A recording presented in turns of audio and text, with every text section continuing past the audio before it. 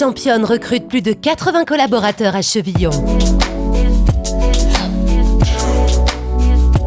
Information et recrutement via email ou sur le site internet. Assureurs depuis 3 générations, Pauline et Julien Thiebaud sont spécialisés dans l'assurance des professionnels de l'automobile ainsi que dans l'assurance des entreprises industrielles et commerciales.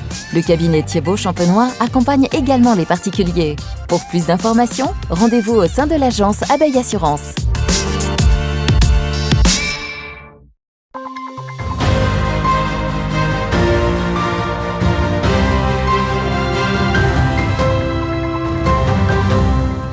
Bonsoir à toutes et à tous, soyez les bienvenus dans cette édition du 30 mai du 15 Info. Voici les titres. La gare de Saint-Dizier en pleine mue, des travaux de toutes parts transforment les accès de ce nouveau pôle multimodal. Le championnat de roller hockey, la Slider Tribu, était de retour tout ce long week-end à Vitry-le-François. Et à 2 km de Ligny-en-Barrois, dans la Meuse, à Givreval, 80 artisans d'art étaient réunis pour un événement unique dans la région. Voici pour les titres de ce mardi. Lancés à la mi-avril, les travaux concernant la réhabilitation des quais de la gare de Saint-Dizier afin qu'ils soient conformes aux normes handicapées ont pris fin le week-end dernier. Désormais accessible à tous, les élus prévoient déjà de nouveaux aménagements pour moderniser le bâtiment. Un reportage de Thiago Karovic et Clémentine Coppola. Rugueuse pour les... Fermés pendant 5 week-ends, les bragards peuvent de nouveau voyager les samedis et dimanches. Les équipes de travaux de la SNCF se sont relayées nuit et jour pour rendre les quais de la gare accessibles à tous et remettre quelques équipements à neuf.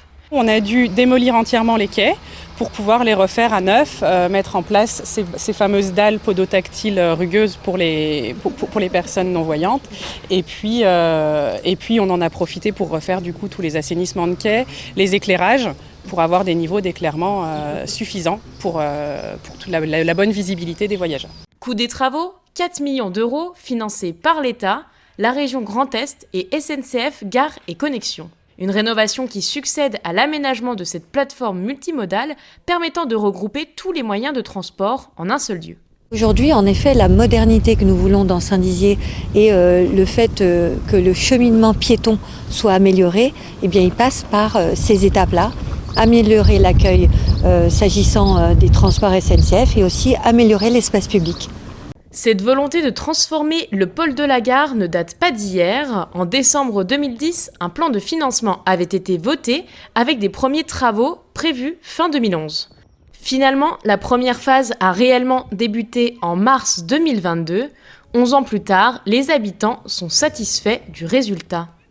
C'est bien, c'est une belle remise à niveau, voilà. Hein, c'est d'utilité pour tout le monde. Hein. Pour non seulement les bragards, mais pour les gens de l'extérieur, au moins ça donne une belle image de marque. J'aime bien venir et regarder tout autour de moi, c'est vraiment très bien. Moi j'aime bien les nouveaux travaux, la rénovation qui a été faite, je sais que j'aime bien.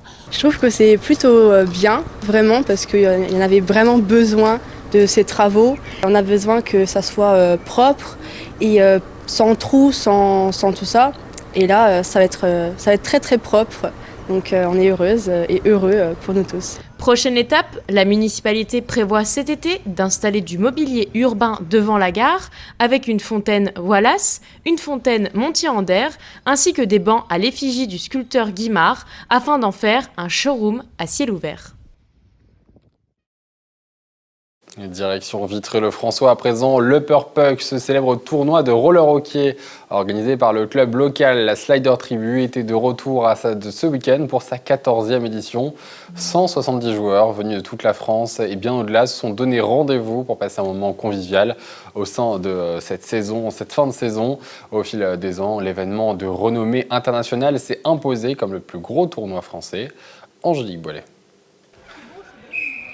Sur le terrain du gymnase Les Indes de Vitry-le-François, les Artichauts contre les Phénix de Bruxelles. L'enjeu du match, la 3e place du 14e tournoi international de roller hockey dans la catégorie Platinium. Organisé par le club local Sliders Tribu, l'événement qui se veut avant tout amical et convivial pour marquer la fin de la saison et prisé des joueurs de la discipline. C'est un tournoi qui a pris une ampleur internationale et qui devient connu un petit peu partout en France, en Europe et même dans le monde. C'est dingue qu'il y ait autant de monde qui viennent jouer dans notre petit gymnase et c'est super cool, quoi. On est très fiers en tout cas de cet événement. On a beaucoup de gros clubs dans la région et non, c'est à Vitry-le-François qui viennent jouer, s'amuser et prendre du plaisir. Au départ, c'était un tournoi sur 2 jours avec des équipes du Grand Est. Et après, c'est devenu un grand tournoi. On l'a fait sur 3 jours et il fait partie des 5 plus gros tournois d'Europe. Devenu le plus gros tournoi français, l'Upper Puck, c'est 3 jours de compétition, une 50aine de matchs répartis sur 2 poules, Open et Platinum pour les plus confirmés. Au total, 170 joueurs répartis dans 18 équipes en provenance des 4 coins de France, mais aussi de Belgique ou encore de Suisse, avec une formation qui a de nouveau fait le déplacement depuis La Réunion. C'est notre 3e édition, moi c'est un tournoi que je connaissais d'avant, qui est vraiment au top de chez top au niveau de l'organisation et de l'ambiance, donc j'ai amené les copains là et on prend toujours du plaisir à venir. On est une bande de copains et on a monté une équipe de roller hockey avec les copains, beaucoup de Paris, de Besançon. Et des copains en général, et on a d'autres copains qui viennent faire le tournoi avec d'autres équipes, donc on passe un bon moment au week-end, on se retrouve tous des 4 coins de la France et voilà, c'est sympa. C'est 3 jours de hockey, c'est notre sport toute l'année, c'est l'occasion de faire ça avec plein de gens qu'on ne connaît pas et plein de gens qu'on connaît aussi, donc c'est agréable et c'est marrant, on se régale. Les vainqueurs cette année, les Suisses des Z-Fighters, ils verront leur nom inscrit sur cette coupe, mais pour avoir le privilège de la ramener à la maison, il faut remporter 3 victoires consécutives, une prouesse qui n'est arrivée qu'une fois en 14 éditions. Notre image du jour, c'est celle des gendarmes de la communauté de brigade de Vitry-le-François qui n'ont pas hésité à se jeter à l'eau cet après-midi afin de secourir un jeune chevreuil en détresse dans le canal. Un sauvetage sous l'œil des passants heureux de connaître cette finalité. C'est une idée lancée il y a 40 ans, celle de rassembler à travers l'art plus qu'une simple adresse. Le moulin de Givreval est aujourd'hui devenu un lieu d'exposition à part entière sur le territoire meusien. Chaque année, il rassemble des artisans venus des 4 coins de la France. Pour sa 37e édition, ils étaient près de 80 à exposer leurs créations sur le thème du faucon. Un reportage de Thiago Kargovic. Installé sur l'Ornain, le moulin de Givreval fête sa 37e édition cette année, avec un thème pour le moins original, le faucon. Du jeu de mots Faucon expose, un clin d'œil tout trouvé pour l'organisateur qui, 40 ans après la création de cet événement, entend toujours rassembler. Mon rôle, maintenant, c'est de faire venir du monde, faire venir des acheteurs et promouvoir cette exposition afin qu'il y ait le plus grand nombre de clients, de visiteurs et qui puissent aussi laisser leur contact et se faire connaître à travers la région. Regardez, elle est pas mal, ça j'ai vu le bleu. 83 artisans exposent leurs plus belles créations, bagues en argent, serres géantes façon luminaire ou encore faucons métalliques, en référence au thème de cette année. C'est une sculpture que j'ai faite principalement à base de cuillères, que j'ai voulu un petit peu aérienne, suspendue, enfin voilà, le faucon posé. Je me suis beaucoup amusée à faire ce faucon, ce thème imposé. C'était un challenge pour moi parce que je suis plus dans le luminaire habituellement.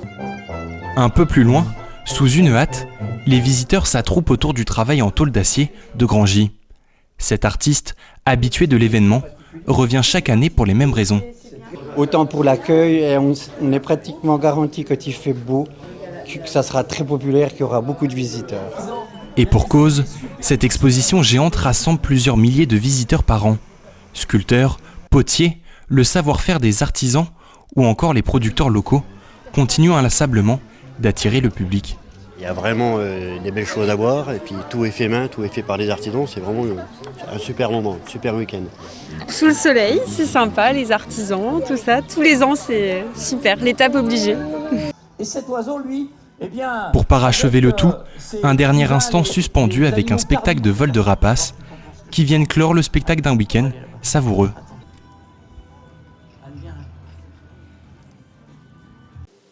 C'est la fin de cette édition du 15 Info. Merci de l'avoir suivi. Tout de suite, vos prévisions météo de demain. Très bonne soirée à tous sur Puissance Télévision.